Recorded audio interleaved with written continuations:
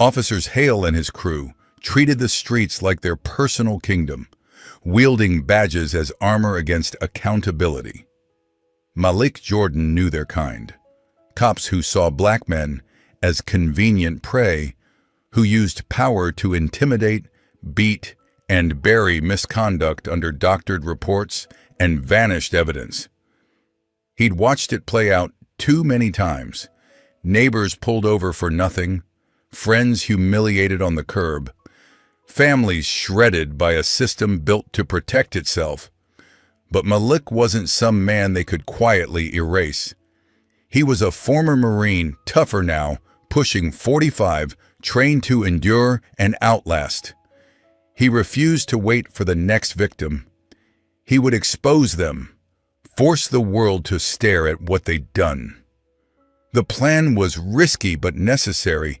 Hidden camera, staged encounter, undeniable proof. He'd give them a chance to behave as usual, and once they did, there'd be no spinning it away. No more disappearing evidence, no more whispered rumors. This time, justice wouldn't just be demanded, it would feel inevitable. Before we go any further, drop a comment telling me where in the world you're watching from.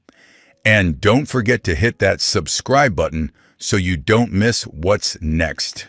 Malik Jordan walked slowly down the cracked sidewalk, hands tucked into his jacket against a cold breeze that slipped between the houses. He'd called this neighborhood home nearly 17 years, longer than anywhere else.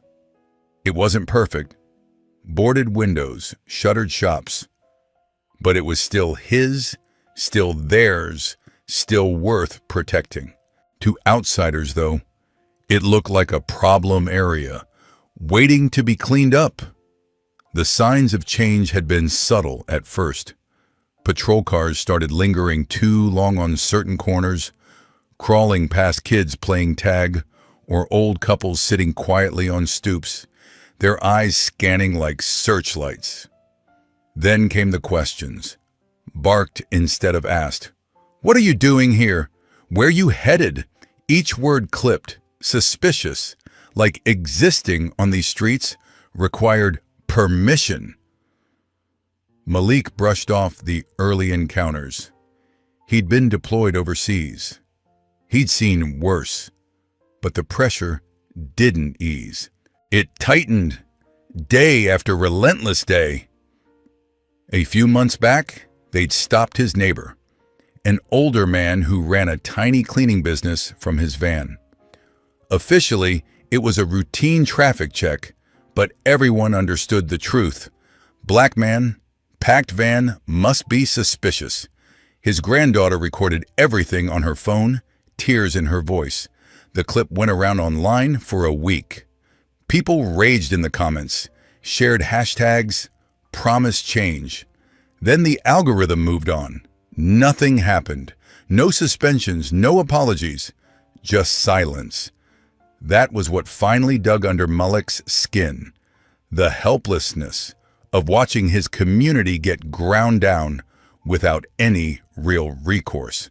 He'd been trained to defend, to protect, to stand between danger and the vulnerable. Yet here he was, watching from the sidelines while the people he loved took hit after hit. He first heard about Jenna Ortiz from a friend who tipped her off about a predatory landlord across town. "She's one of the good ones," the friend insisted. "Doesn't twist your words, doesn't stop until she finds the truth." Malik wasn't convinced. Reporters weren't high on his trust list, especially the ones who swooped into neighborhoods like his, hunting for stories, then vanished when the headlines cooled. But when Jenna called, she didn't sound like someone sniffing around for content. She sounded focused, steady, almost stubbornly calm. She showed up at the community center where Malik was fixing a leaking pipe, a petite woman with sharp features, sharper eyes, and a notebook already half-filled with scribbles. She introduced herself, skipped the small talk. "I've been hearing what's happening around here," she said. "This isn't random harassment. I think there's a bigger pattern. Malik eyed her carefully. A bigger story, huh? Then what? Another article buried below the fold? Jenna's gaze didn't waver. I'll do more than that. I'll make sure people can't look away, she said firmly. I don't just want to write about it. I want to show it. Malik didn't agree right away. Over the next week, Jenna kept coming back. She talked to neighbors, listened more than she spoke, remembered names, followed up on details. Each time she circled back to Malik. You're the one who can make this work, she'd tell him. People trust you. They'll believe what they see if you're at the center. Malik shook his head at first. I don't need that kind of spotlight. What if you just make things worse? Jenna never changed her answer. What if we actually make them better? She countered. She wasn't performing. She was relentless. She didn't seem interested in parachuting in for a quick hit piece. She was ready to stay until something budged. Eventually, Malik heard himself agreeing, just because someone had to. The undercover idea was hers. People need to see it, Jenna insisted, not just hear about it, not just read some quote. They need to see exactly how it happens. Malik adjusted his jacket and stepped off his block. Every stride, deliberate. This was it. No rewinds, no backing out. He wasn't sure how things would unfold, but he knew he couldn't stay quiet anymore. Malik moved toward the affluent neighborhood, his steps measured. The shift was immediate. Cracked pavement gave way to smooth streets, boarded homes replaced by manicured lawns, and driveways lined with glossy SUVs and luxury sedans. He passed a family unloading groceries from a gleaming crossover, its paint catching the late afternoon sun. The mother's smile faltered when her gaze landed on him. It wasn't outright hatred, but it wasn't welcoming either. Just that guarded, measuring look that said he'd been filed under possible threat. He kept going, forcing his shoulders to stay loose. None of this was new. He was here to show what happened next. A few blocks deeper, the sounds quieted.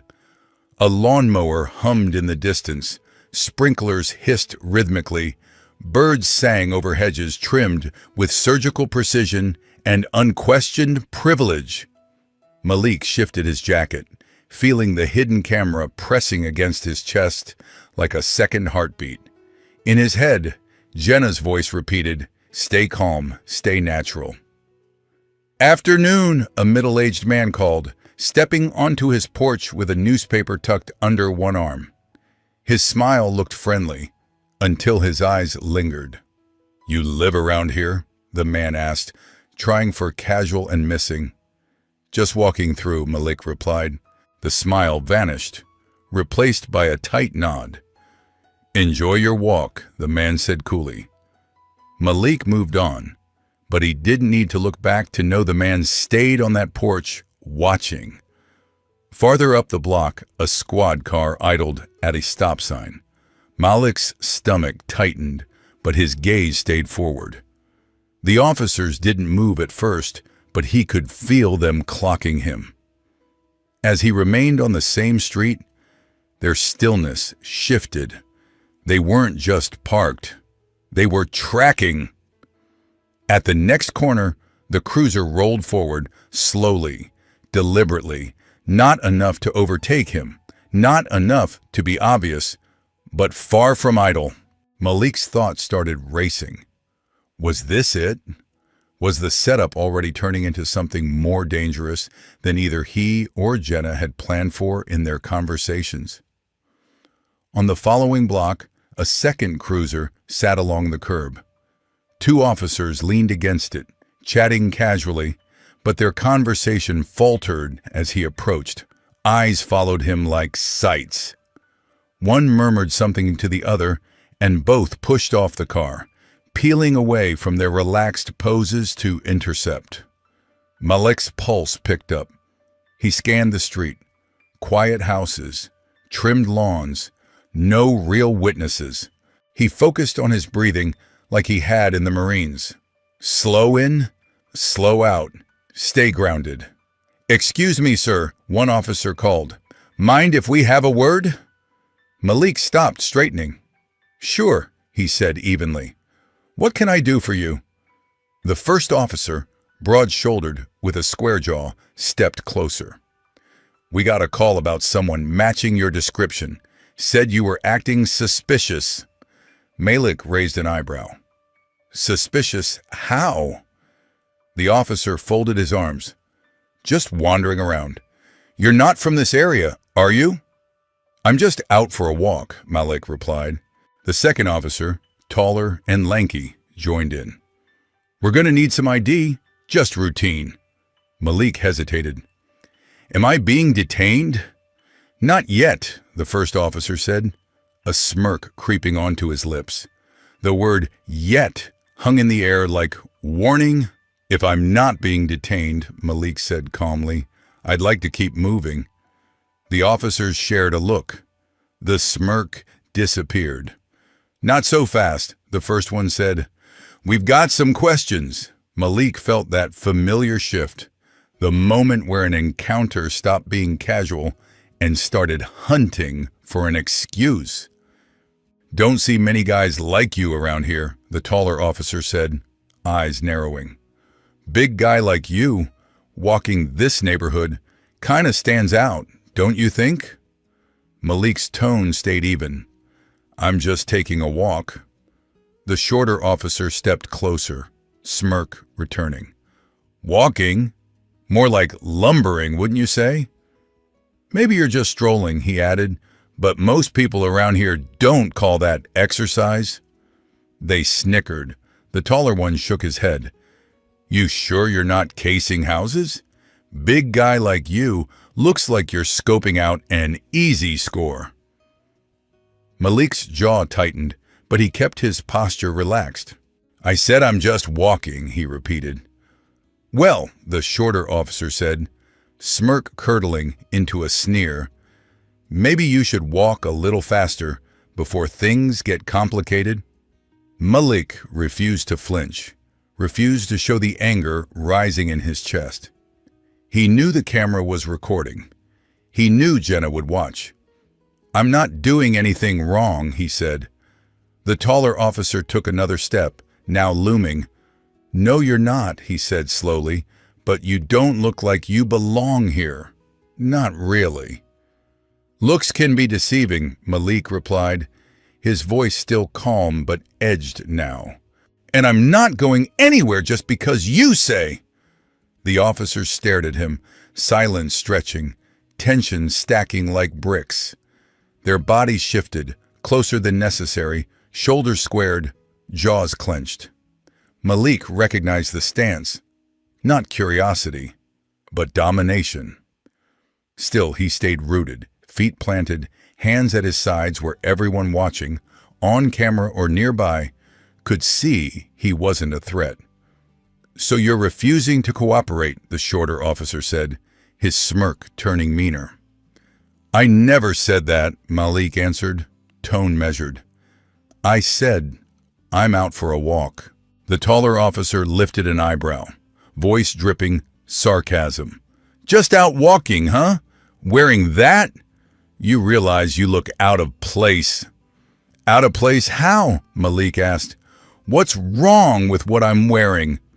"Nothing," the shorter cop replied, grin spreading. "Just looks like you're not from around here." Malik didn't budge. "I already told you. I'm just passing through." "Then maybe walk yourself back where you came from," the taller officer snapped angrily. "You really think these residents want you standing here?" Malik stayed calm.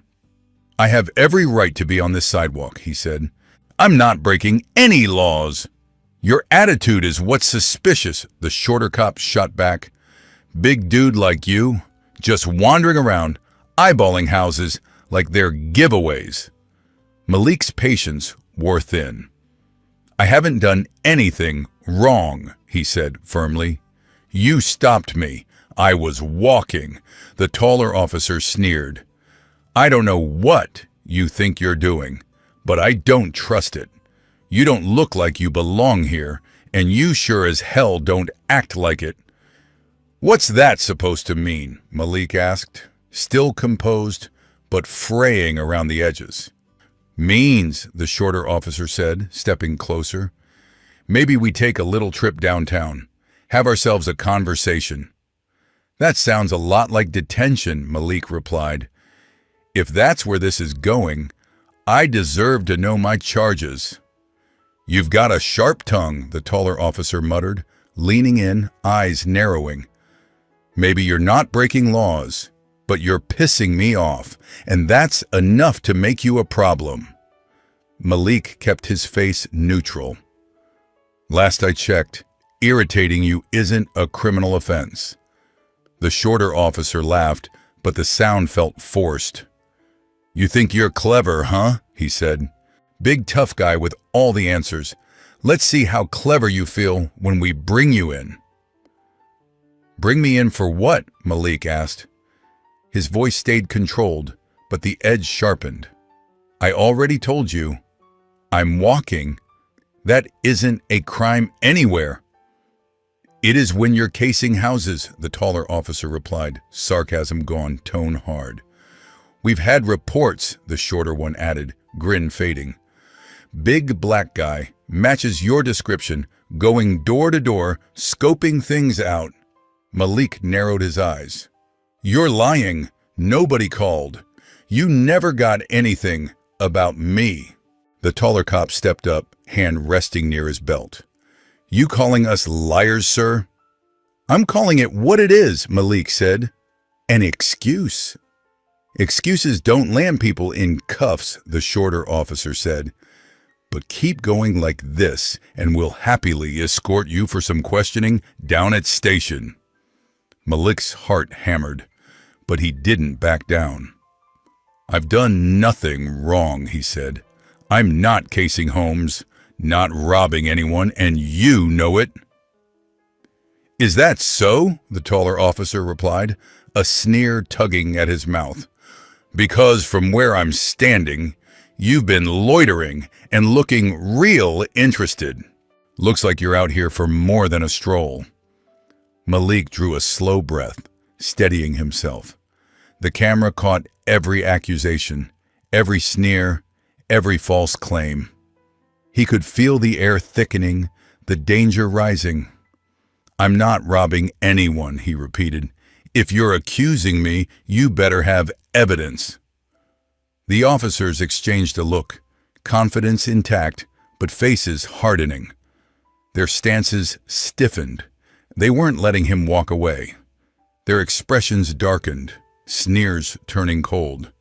Malik felt their stares like weight, their bodies crowding his space, hands drifting closer to belts. He stayed still. One wrong move could ignite everything dangerously fast. "You don't seem to get it," the shorter cop said, voice dropping low. "You're not just walking off." Imam Malik's jaw clenched. "I'm not going anywhere until you tell me what I've supposedly done wrong." The taller officer stepped closer again. "You got a mouth on you," he said. "Out here, that's dangerous." "I'm not mouthing off," Malik answered. "I'm asking for clarity." The shorter officer barked a laugh. "You're in the wrong neighborhood, big man. Clarity won't save you." Malik held his ground. "I'm not letting you bully me." That's when it happened. The taller cop's hand shot out, shoving Malik hard in the chest. It wasn't a nudge. It was a full-force shove meant to knock him down. Malik stumbled backward, but stayed on his feet, training kicking in, stance resetting automatically. "Hey!" he snapped, voice sharper now. "What's your problem?" "My problem is you," the taller cop snarled, stepping in again aggressively, jaw tight. You think you can stand here, run your mouth, and walk away like nothing? Malik lifted his hands, palms open. I'm not looking for trouble, he said. I'm just standing here. The shorter officer smirked. Maybe you should have thought about that before you got slick. Malik's eyes narrowed, breath growing heavier. I asked why you stopped me, he said. That's not a threat. You're lucky that's all we did, the taller cop snapped. Guys like you think you're untouchable, not in this zip code. Malik's heart pounded, but his voice stayed firm. I don't owe you an explanation. I'm not breaking any laws. You've got no reason to crowd me like this. The words were barely out when the shorter officer lunged, grabbing Malik's arm. Malik yanked back on instinct, the movement cranking tension instantly. The taller cop seized the opening, reaching for Malik's jacket collar. It was no longer questioning, it was assault. Don't put your hands on me, Malik barked, voice ringing out, loud enough for any unseen neighbor to hear. Or what? The shorter officer sneered, grip tightening.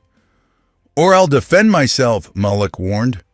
He wasn't bluffing, but he also knew he couldn't make the first move. They'd weaponize that instantly. The taller officer shoved him again, harder this time. Malik staggered, shoulder slamming into a nearby lamppost. It was clear. They wanted a reaction. They wanted him to swing first so they could claim he'd attacked. But Malik refused to give them that easy narrative. I'm warning you, he said calmly. Let go of me. The shorter officer released his arm briefly, trading a silent nod with his partner. Then, without another word, he swung. The punch clipped Malik's jaw, unexpected and sharp, but not enough to drop him. Pain flared, snapping a switch inside his mind from restraint to survival. He ducked as the taller officer followed up, fist whistling past his cheek. Malik planted his feet and shoved, using his strength to create distance. The officers didn't retreat. The shorter one lunged again, but this time Malik caught his arm, twisting just enough to break the grip, not damage. The officer yelped and let go. Enough, Malik shouted. I don't want to fight you. The taller officer advanced, anger twisting his features. Too late, he snarled. You've got one.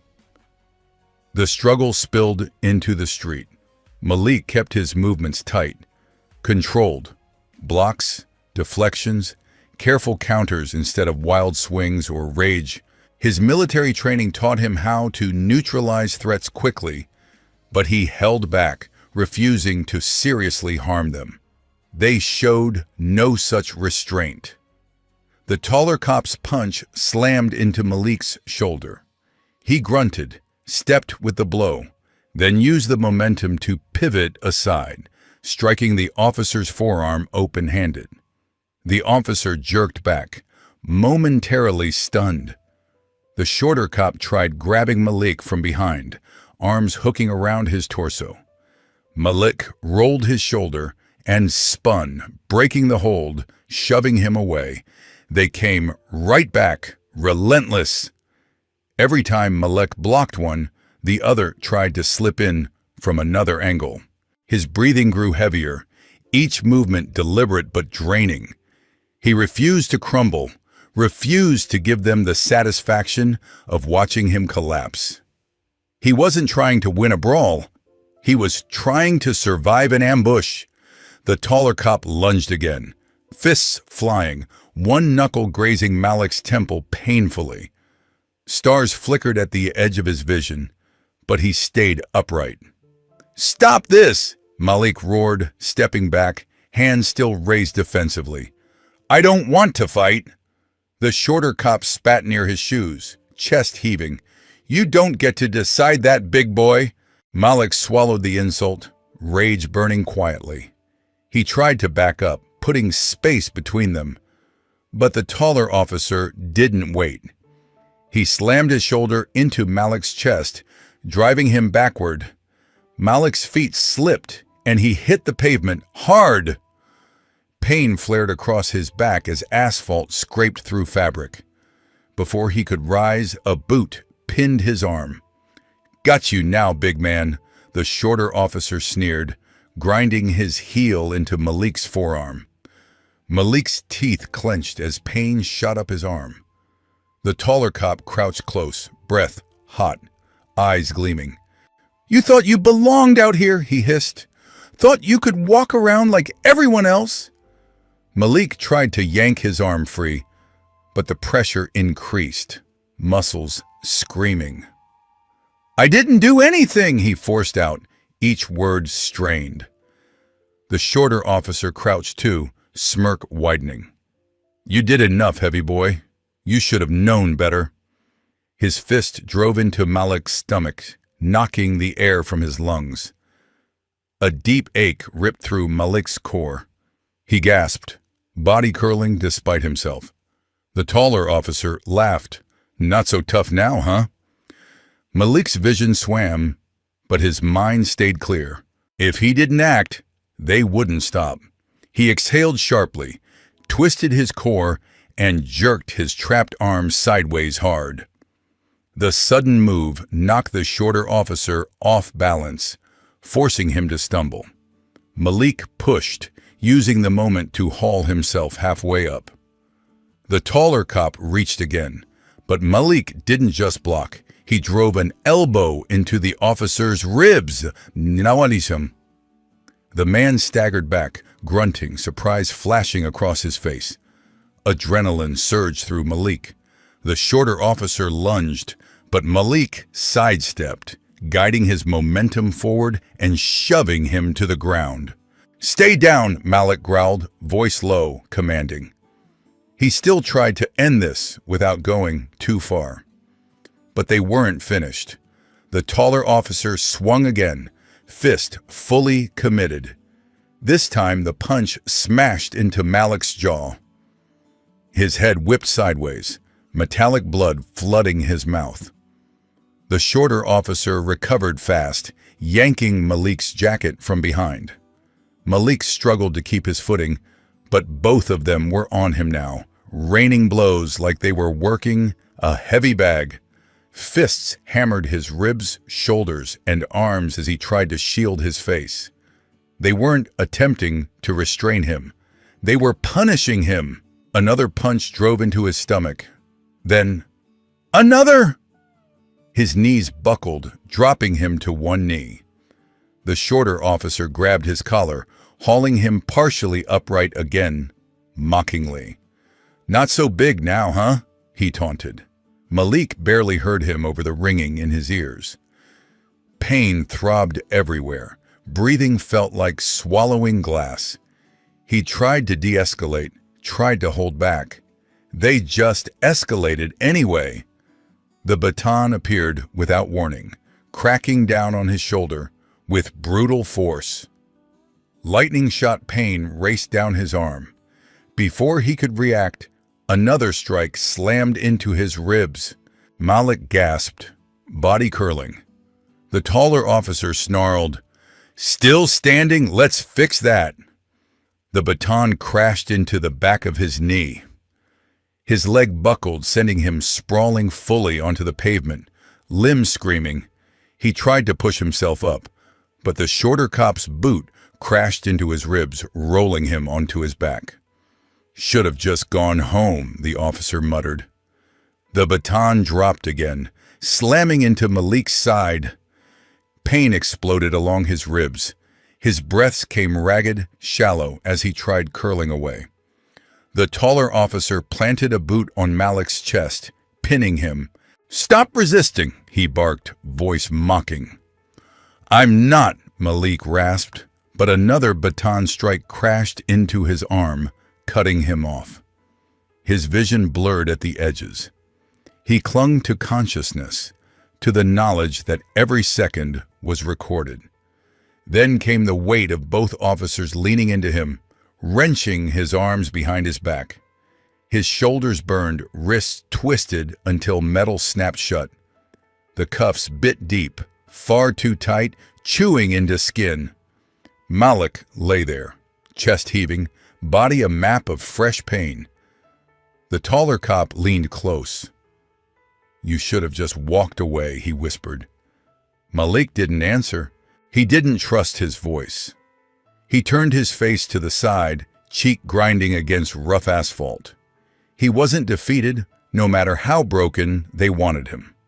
They didn't know the whole world was about to watch everything they did. They finally lifted their weight from him and dragged him upright. Every pulled muscle screamed. His legs trembled, but held. The walk to the squad car felt endless. A few neighbors stood on porches, phones in hands, faces a mix of fear, anger, and resignation. No one stepped forward. No one intervened. The back door swung open, and they pushed him inside. The seat dug into his battered ribs. The partition ahead was smudged with fingerprints from people who'd sat here before him. Malik leaned his head back, exhaling slowly, replaying every moment, every blow, every word that had brought him here. Outside, the officers chatted with a late-arriving colleague, their postures relaxed. Malik couldn't hear them, but he didn't need to. This was routine for them, just another night. The car rolled away, lights flashing, casting red and blue on quiet houses. Malik stared out the window as the neighborhood rekeyed. The streets emptied behind them, leaving only stillness and porch lights. He wondered how many people had filmed, how many would keep watching after the adrenaline faded. The ride stayed mostly silent, broken by the occasional crackle of radio chatter. Eventually, one officer said, "Long night ahead." Malik remained silent, jaw clenched. The station loomed into view, its harsh lights burning against the dark sky. When they hauled him out, the ground wobbled under his feet. Or maybe that was exhaustion, pounding through every bruise. Inside, the air smelled like stale coffee and disinfectant. "Charges?" the desk officer asked without looking up from paperwork. "Trespassing, resisting, assaulting an officer," one cop recited. Malik's jaw tightened. "That's not true." The desk officer barely glanced at him. "Take it up later." They marched him to a holding cell and slammed the door. Metal bars rattled, echoing. Malik lowered himself onto the bench, every muscle protesting, ribs throbbing badly. Across town, Jenna's phone buzzed against her desk. She checked the number, felt a chill. She answered, heart rate spiking at the urgency in the voice. "They've got him," the caller said. "He's in holding." Jenna was already grabbing her bag. "Tell me you got the footage," she demanded, voice fierce. More than enough," the caller replied. Jenna was out the door before they finished. Back in the cell, Malik didn't know how long they meant to keep him or what narrative they'd invent next. But he knew one thing. Jenna had the evidence, and once it spread, everything would shift dramatically. The concrete bench leached cold into his spine as he sat with his back to the wall, hands resting loosely in his lap now that the cuffs were off. His wrists were raw, skin scraped where metal had pressed too hard. Each breath stabbed his ribs, pain deep and persistent, unignorable. He rolled his shoulders gingerly, staring up at buzzing fluorescent lights. Voices drifted from beyond the bars, officers laughing, phones ringing, keyboards clacking. The normalcy made his stomach twist. For them, he was just another file, another statistic, another black man in a cage. They'd done this 1,000 times. He exhaled slowly, anger simmering beneath the bruises. This wasn't how he and Jenna had mapped it out. He'd expected harassment, maybe a stop, not a full-blown beating. Still, The speed of the escalation didn't surprise him. "They were waiting for it," he muttered hoarsely. "They never really need a reason." He flexed his fingers, shaking out the stiffness. He needed to stay calm. Remember his training. Emotions could get him hurt worse in a place like this. An officer walked by without stopping, dropping a file at the front desk. "How long you planning to keep me?" Malik called, voice steady. "Until we process everything," the officer said, barely looking up. Malik let out a short, humorless laugh. "Process what? You found nothing. I broke no laws. You just needed a target." The officer finally glanced at him. "Talk all you want. Doesn't change that you're in that cell." Malik leaned back slowly. "I want my phone call," he said. "You'll get it," the officer replied with a faint smirk. "Whenever we get around to it." Malik recognized the tactic. They wanted him stewing, desperate, angry. But he wasn't alone. Jenna had the footage. That thought steadied him. He'd done his part. The rest was moving.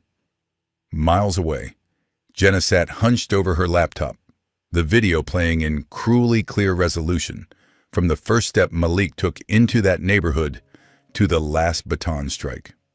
She'd seen chaos on screens before, protests, shaky phone clips, but this was different. Clean audio, sharp images, every taunt and blow preserved undeniably. Neighbors from Malik's block and people from across the city were reaching out, each with their own story about Hale and officers like him. Malik flipped through Naya's folder. Black men stopped for walking in the wrong neighborhood. Parents whose teenage sons were cornered without cause. Workers described being pulled over and searched on their way home in their work uniforms. One message hit him harder than the rest. A scanned handwritten letter.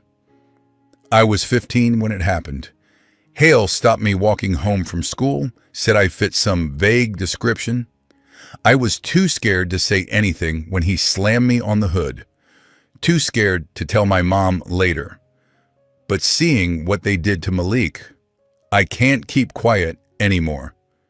Malik exhaled sharply, rubbing his temple. They were just waiting for someone to speak first. "They were," Nia said softly. "And now they are." Malik shut the folder. His ribs still throbbed, his skull pulsed, but for the first time since this started, something inside him felt steadier, less alone. "They're not burying this," he said. "Not this time." "No," Nia agreed, voice firm. "They're not." Malik leaned back against the cold wall, gaze steady despite the ache in his body. He was still locked up, still in the middle of the storm, but outside the walls the fight was spreading, and he wasn't the only one pushing anymore. He sat in his cell, forearms resting on his knees, listening to the faint murmur beyond the bars. Something in the station's atmosphere had shifted. The air felt heavier, thick with tension. Cops moved with a wary stiffness that hadn't been there when they first dragged him in. No one cracked jokes walking past his cell now.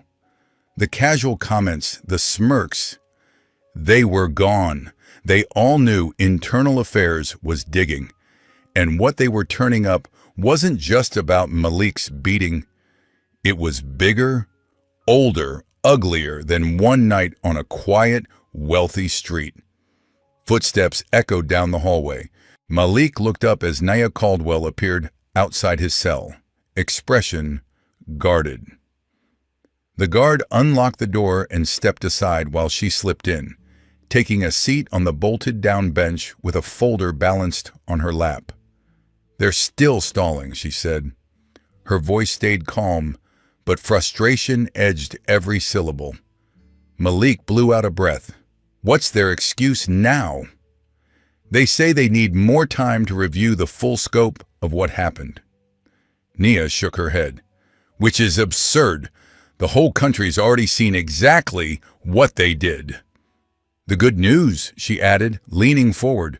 Ye Internal Affairs started pulling records on Hale's squad. Malik's eyebrows rose. Nia's mouth tightened. It's bad. Worse than we thought. Multiple excessive force complaints, racial profiling reports, cases quietly settled. Hale alone's been accused of misconduct at least 7 times in the last 5 years. But nothing stuck, Malik said quietly. Why? Same reason it never does, Nia replied.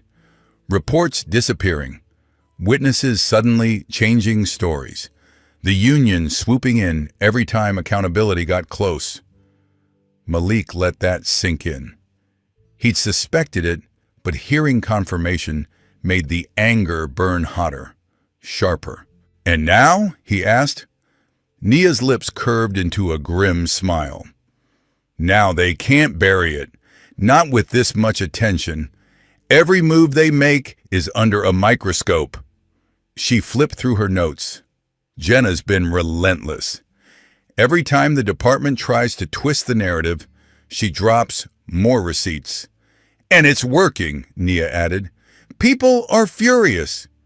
Malik leaned his head back against the wall. How bad? She studied him.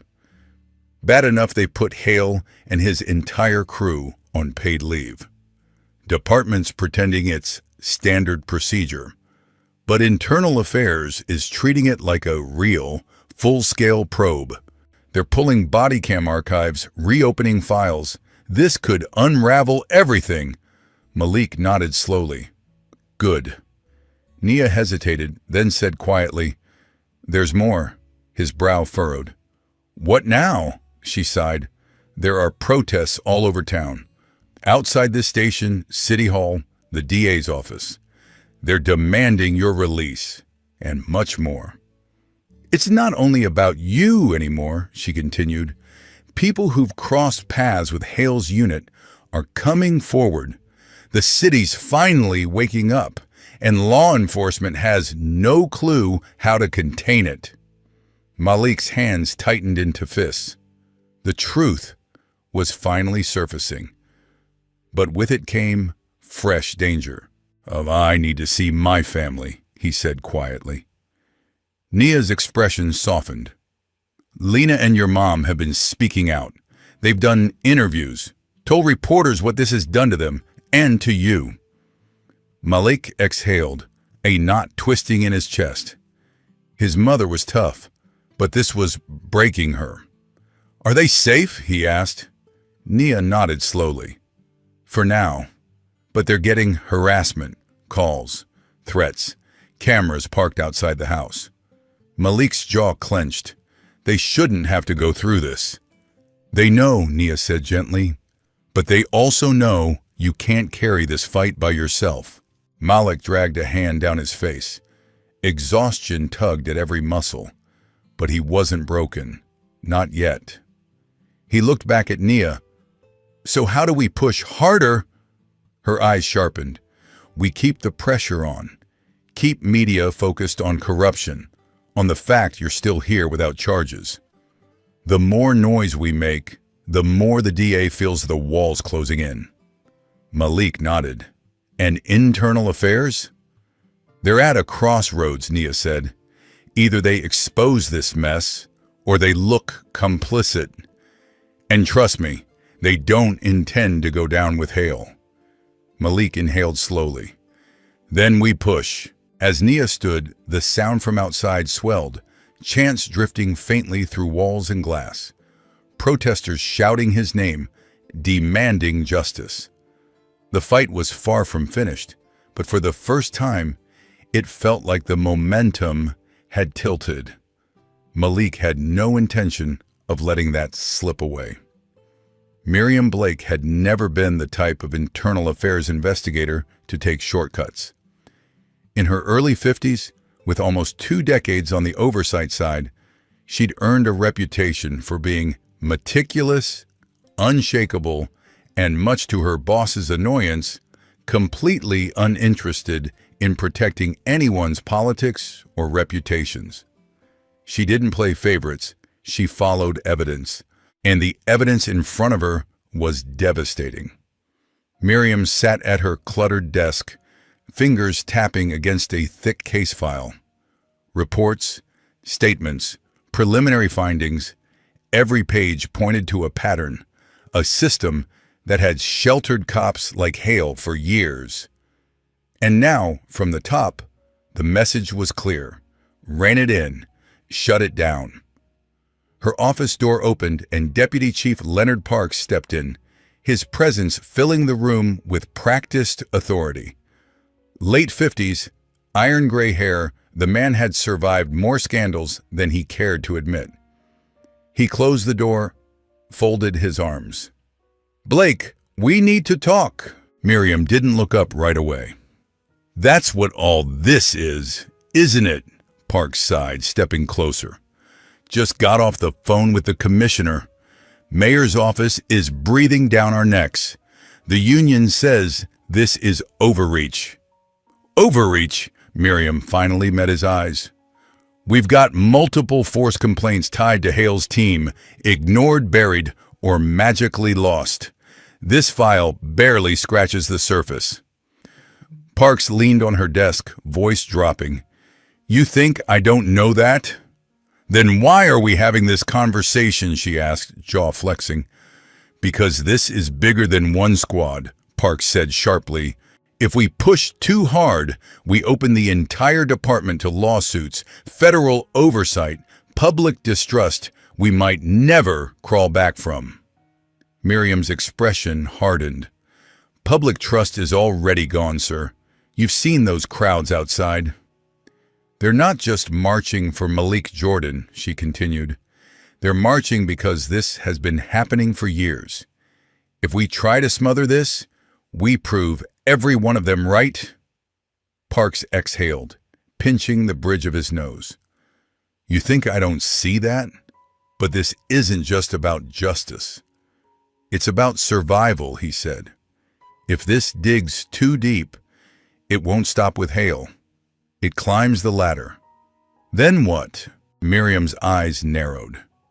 "Maybe it finally puts us where we should have been, actually holding people accountable."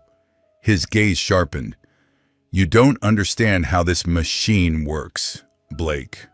"No," she replied, standing. "I understand it perfectly. For years, Hale got away with this because people in power let him. If we fold now, we're no better than the officers who watched him beat people and looked away." Parks shook his head. "If we bury it, the department survives." "And if we don't?" Miriam asked. "Then maybe it finally changes." Silence stretched. Parks studied her. "You're not backing down, are you?" "No," she said simply. "I'm not." He blew out a long breath, straightening. "Fine. Then you'd better be damn sure you can see it through. No turning back." Miriam watched him leave, pulse thudding. There was no going back as far as she was concerned. This case would either shatter everything or expose everything. Either way, the days of pretending Hale was just aggressive but effective were over. She sat down again, already reaching for another file. Across town, Jenna Ortiz sat opposite Darius King and Nia in the back of a small cafe, laptop open, screen splashed with headlines, clips, and live coverage. Protests were growing, pressure on the department mounting. But with that pressure came pushback from those desperate to keep the old order. "They're hitting back harder," Jenna said, scrolling. "More outlets are running hit pieces on Malik, calling him reckless, combative. They're framing the marches as unrest instead of what they really are, people demanding accountability." Darius leaned back, rubbing his face. "Classic play. If they can't erase him, they demonize him." Naya turned pages in a folder, expression unreadable. The DAs still dragging their heels. Even with protests, even with internal affairs cracking open old files, They're betting outrage will move on if they wait long enough. Jenna sighed, closing the laptop. So what's our next move? We don't give them room to breathe, Darius said. Jenna looked up. Meaning? He folded his arms. We've got stories, not just Malik's. Other people stepping up, right? We put their stories out ourselves. No sanitized press conference, no carefully edited news piece, raw interviews, live streams, their words, unfiltered. You want to bypass mainstream media, Jenna said slowly. Darius nodded. Those outlets are trying to balance both sides, scared to name this for what it is. But online, that's where we win. Jenna glanced at Nia. The lawyer gave a small nod. Risky, she admitted, but probably our strongest leverage. Jenna tapped her fingers, gears turning. All right, I'll start contacting the people who've messaged us. We'll record their stories, protect their identities if they want. Nia slid her folder aside. Meanwhile, I'll turn up the legal pressure. Civil rights orgs, advocacy groups. If the DA won't move, we'll shove. Darius cracked his knuckles. I'll work the inside angle. I know ex-cops who left because of hail. They may not testify in open court yet, but they'll talk to me. If I can get them on record, everything changes. Jenna nodded. That would be huge. A heavy silence settled among them, the kind that comes before a turning point. This was it. If they didn't push now, the machine would stall everything until the story faded. Jenna inhaled deeply. Okay, then we stop waiting. We make our move. Outside, the city buzzed with restless energy. That night, Jenna set up her camera in a small rented office. Bare walls, cheap chairs, a desk, tripod, neutral backdrop. It wasn't fancy, but that wasn't the point.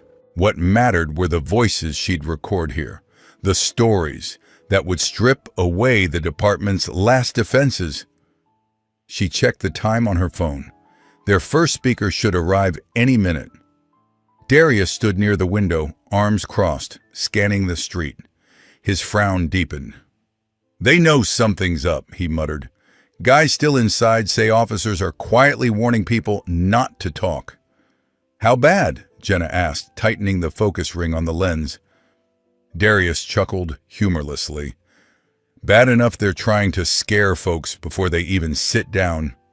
But you know what that tells me? He turned to her. It tells me they're scared. They finally know they're not in control. The door opened. A woman stepped inside. Mid-40s, conservative gray sweater, slacks, posture stiff, with nerves. Her fingers gripped her purse strap so tightly, her knuckles blanched. Jenna offered a gentle smile.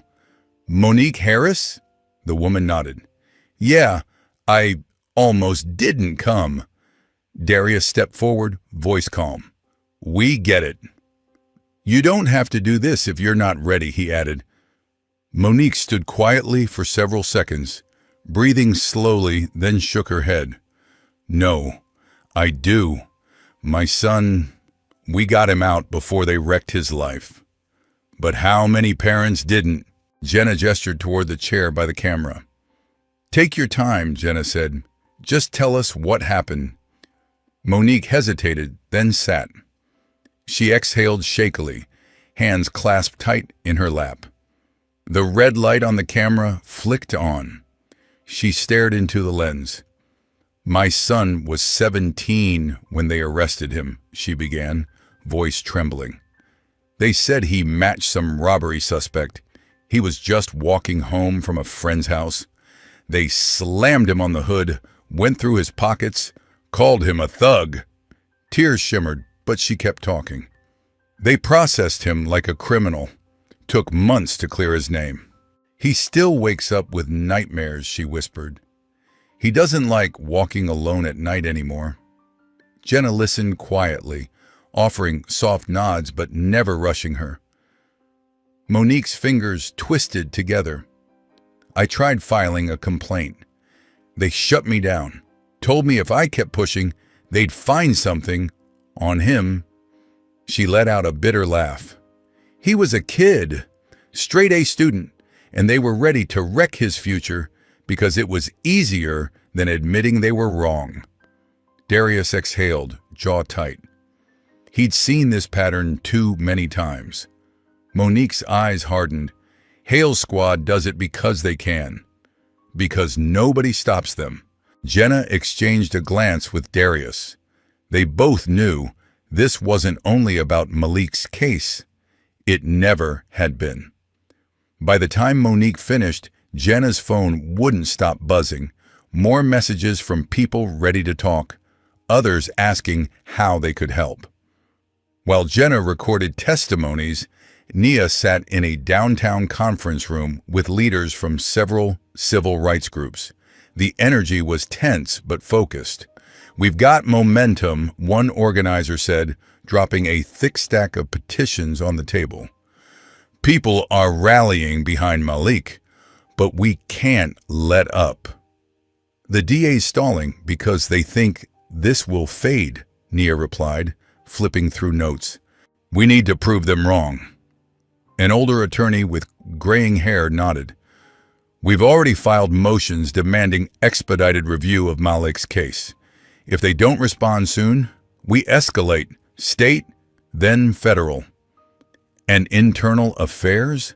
Nia asked.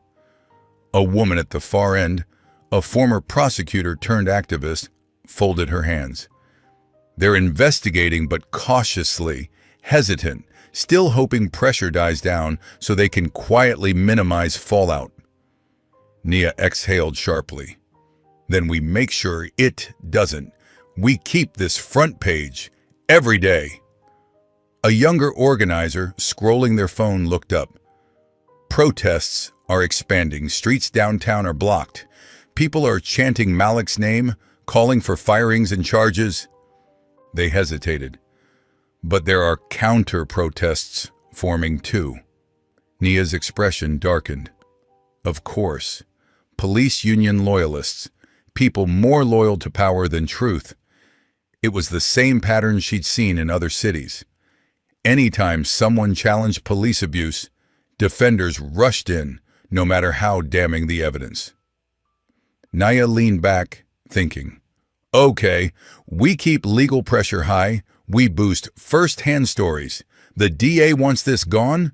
Too bad. We make it inescapable." Back at the small office, Jenna closed her laptop and looked at Darius. "People are reaching out faster than I can respond." Darius nodded. "Good sign. But we need to move carefully. The department still holds power. They're not going to roll over just because the truth's out." Jenna's jaw set. "Neither are we." The movement was growing. The truth was spreading beyond any one broadcast.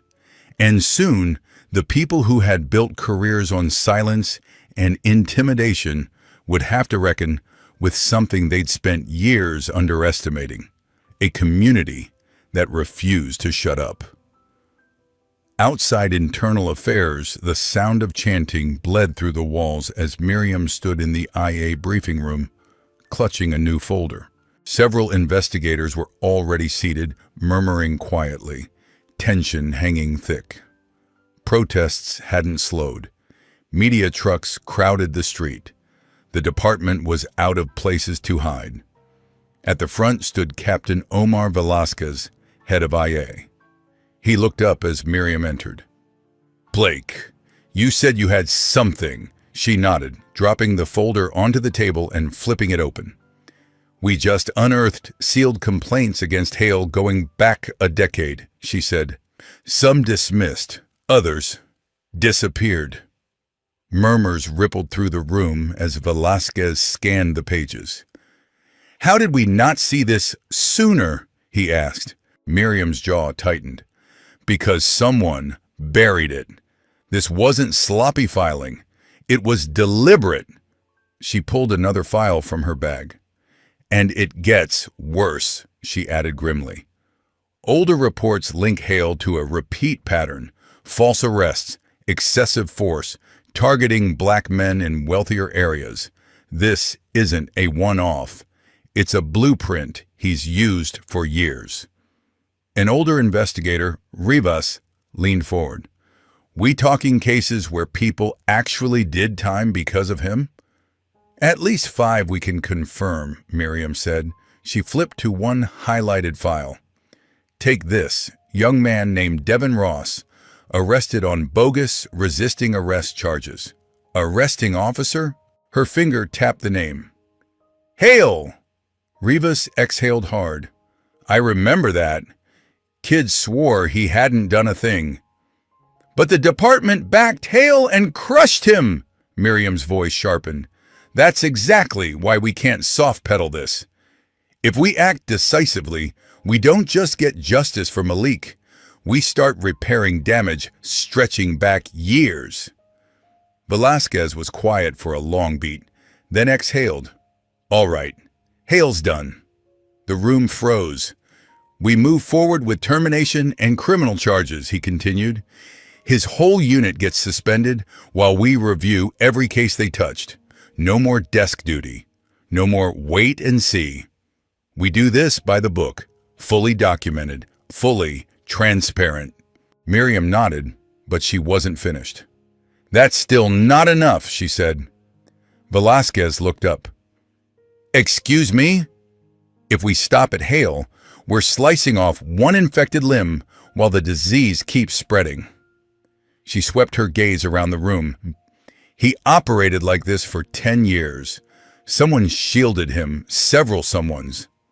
You want to earn public trust back? She asked. Then we hold the people at the top accountable too. The ones who signed off, who lost files. Uneasy glances flickered between investigators. Everyone knew what she was saying.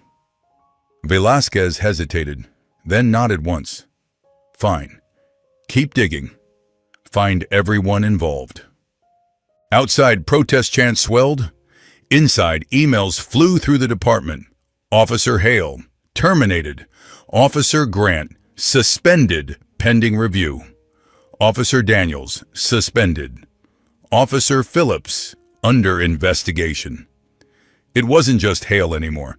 His entire squad was under the microscope, their once comfortable careers suddenly crumbling beneath the weight of long-ignored complaints.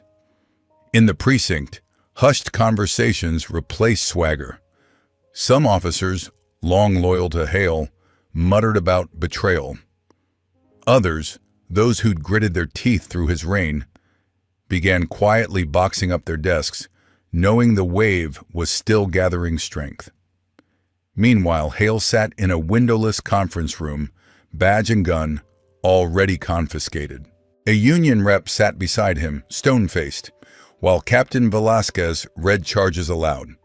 Hale's face stayed tight, expression rigid, but his fist clenched under the table.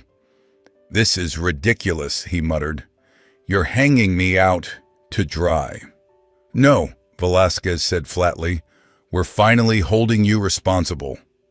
The door opened. 2 officers entered. "Lieutenant Hale, you're under arrest." His jaw flexed, but he didn't fight as the cuffs clicked around his wrists. For the first time, he stood on the wrong side of the system he'd abused for years, and there was no one left to shield him. Miriam watched from her office window as Hale was escorted out the back of the precinct, shoulders rigid, head high, but eyes hollow. There were no supportive cameras, no stage statements, just concrete steps and cold steel. She felt a flicker of satisfaction, then turned back to her desk. A new stack of files waited. Hale was only the start. There were more names, more patterns, more wounds to uncover. She picked up the next folder, determined to drag every last one into the light, no matter how uncomfortable it made the people who'd benefited from the darkness. The city felt different. For years, the community had whispered about what happened when the cameras were off. The surprise stops, humiliating searches, officers who seemed untouchable.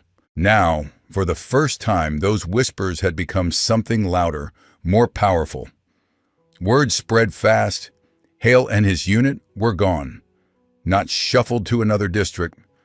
Not quietly retired. Fired. Charged. Their names wiped from precinct rosters. Their badges surrendered. Their mugshots broadcast not as heroes, but as criminals. At first, celebration was small. Neighbors stepping onto porches, trading looks that said what words didn't need to, finally. Then the relief spread. People poured into the streets, not in rage now, but in cautious joy. Outside the precinct, a crowd gathered, not with protest signs, but with lifted voices. "You hear that?" an older man said, arms folded, as he stared at the building. "That silence? That's them gone." A cluster of teenagers who'd grown up avoiding certain corners whenever Hale's car rolled by stood taller than before. One boy, maybe 16, wiped his eyes and shook his head. "I thought they'd never touch him." "They wanted you to think that," his mother said, squeezing his shoulder. "They wanted all of us to believe they were above consequences. They're not." Across town, in neighborhoods hit hardest by Hale's patterns, music drifted from open windows. Families spilled onto sidewalks, not just retelling horror stories, but imagining what came next. People who'd once whispered now shared openly. They weren't just angry anymore. They were hopeful. Inside the department, however, the mood was grim. Officers who had strutted through hallways now walked quietly. The ones who'd laughed at complaints, who'd defended tough policing, avoided eye contact. Hale was out, and so were the people who'd shielded him. A young rookie passed an older detective and muttered, "I never thought they'd actually..." The detective cut him off with a sharp look. Neither did they. It wasn't just Hale's reputation in ruins. The illusion that officers like him would always get away with it had finally been shattered. Captain Velasquez watched from his office window, hearing distant sounds of relief outside. His stomach twisted, not with anger, but with regret. He hadn't known every detail, every name, but he'd known enough and hadn't stopped it sooner. Miriam stepped in behind him, silent for a moment before saying, "Didn't need to take years." "I know," he said quietly. Miriam moved beside him, staring out at the small crowd gathered just beyond the glass. "They're not finished," she said. "This is just the first domino." Velasquez nodded, eyes drifting back to the files on his desk. Reopened cases, new investigations, names that were no longer safe. Outside, people celebrated, but not just for what had fallen. They were celebrating what could now be built.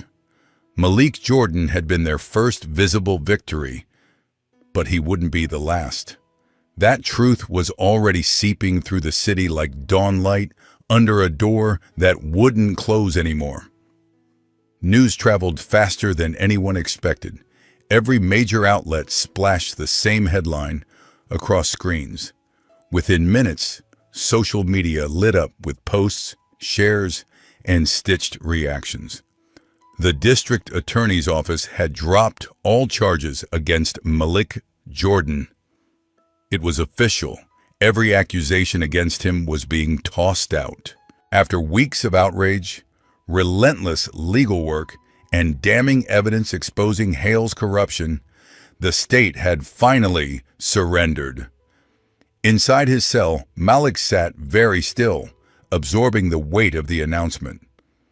These walls had always felt cold, immovable, like time stretched endlessly between concrete and steel. But now something subtle had shifted. The hum of voices outside, the hurried footsteps, the changed tone in officers' conversations, all pointed to a single fact. This chapter was ending. Their grip on him was broken. He sat on the same hard bench, elbows on knees, fingers laced together. The sounds beyond the door were different. Gone was the smug, offhand chatter. No more chuckles at his expense. No more casual cruelty. Every step felt cautious. Every voice sounded subdued. For weeks they'd used him as proof that standing up came with a price. Now he was proof they could lose. The sharp click of the lock pulled him from his thoughts. The door swung open, and Nia stepped in, presence filling the cramped room. No armful of files, no frantic energy. Her posture was loose, expression calm, but there was something triumphant burning in her eyes. "It's done," she said. "They're dropping everything. Day has no case left." Malik inhaled, letting the words wash over him like warm water on frozen skin. He ran a hand down his face. His mind told him to cheer, to feel pure relief.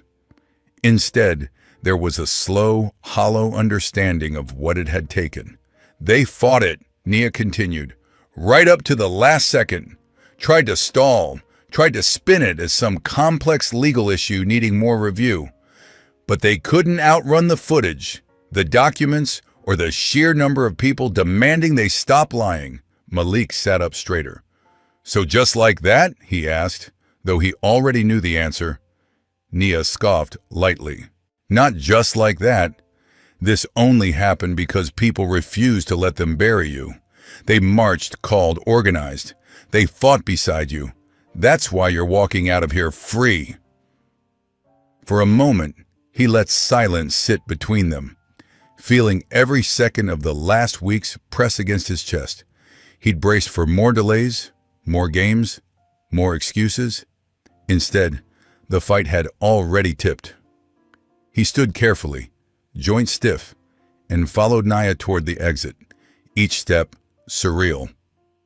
Outside, as Malik later walked his own block again, the same streets that had once felt like a hunting ground finally felt like home.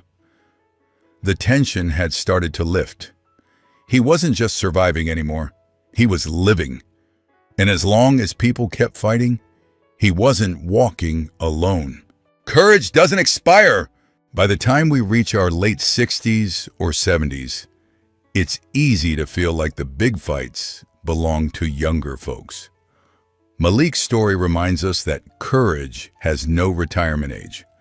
A man pushing 45, carrying old Marine wounds, still chose to risk his body so his neighbors could walk their own streets without fear. His hidden camera wasn't a gadget. It was a shield for his community. Community is stronger than a badge. Older Americans know how long injustice can drag on, but we also know how powerful a united crowd can be. Jenna, Nia, protesters, and families turned one brutal beating into a turning point. When people our age share stories, call officials, and stand with victims, crooked officers lose their protection, and our grandchildren inherit safer neighborhoods. If you had been there that night, on your front porch, or in Malik's family, or in his shoes, how do you honestly think you would have responded? After everything you've seen in your lifetime, would you still have the strength to speak up, record, march, or call your leaders? Or would fear and exhaustion make you stay quiet? I'd love to hear your experience and wisdom in the comments. Please like this video, subscribe to the channel, and share it with a friend, so more people your age can join this conversation and help push justice forward together.